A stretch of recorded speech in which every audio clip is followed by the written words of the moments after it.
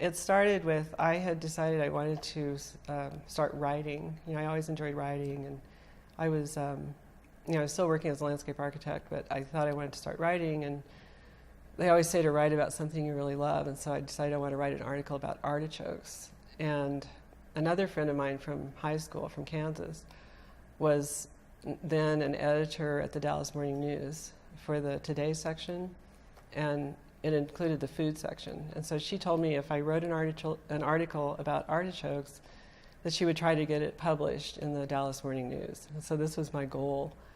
So I talked to Sue about this, and I said, yeah, I think I really need to go over to California and, interview the Castroville, it's the artichoke capital of the world, and, go. And so Sue was all over it. She really wanted to join in on that trip. And I did find one thing that in my file that was at that time.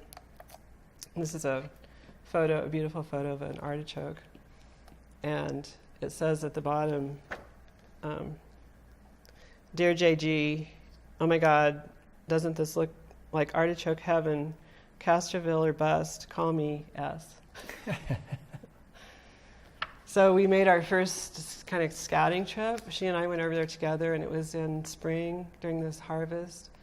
And I was interviewing like Pat Hopper, who's the head of the California Artichoke Growers Association, and different growers. And Sue was, pretty soon she was like out in the field, talking to the workers and the harvest, the guys that were harvesting. And there was some great photos from that trip that she took. And I have one photo of her in the field. And I have another photo of her talking to one of the growers. But so I did all this research, and she was documenting everything. And then we had decided to go back in the fall for the Artichoke Festival. At that time, they were every September. So my theory, what I planned to write about, was I had this theory that you could diagnose a person's personality of whether they were type A or type B, depending on the way they ate an artichoke. And so I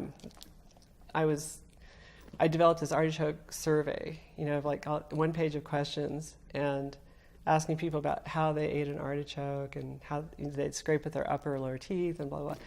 And so when we went back to the festival, my husband came along too. So it was Sue and Bill and I. And we bought clipboards so we'd look official with the surveys. And then within about, I'd say a half hour, Sue came up with these official Artichoke Festival badges. So then we had badges, and we also were wearing, my friend Nancy from the Dallas Morning News had given us these Dallas Morning News sweatshirts.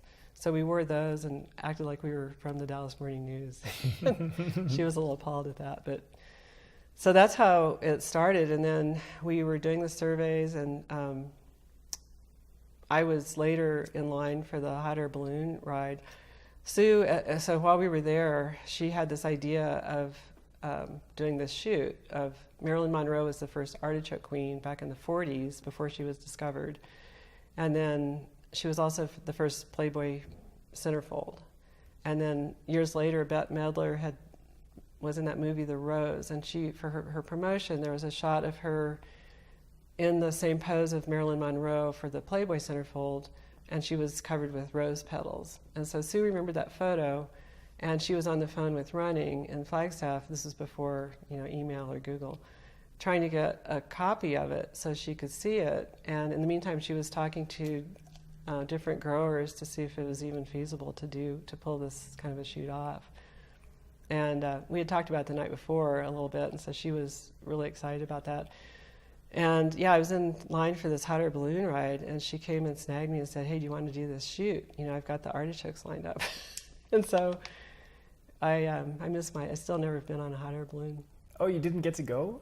No, she literally pulled me out of line. Like, we had to go right then, because these guys were so busy. It was the middle of the festival, but it was California Mist, and we went across, not too far to their warehouse, and they used a bucket loader to unload I don't know how many. It was, I know somebody said there were around 1,800 artichokes, I think.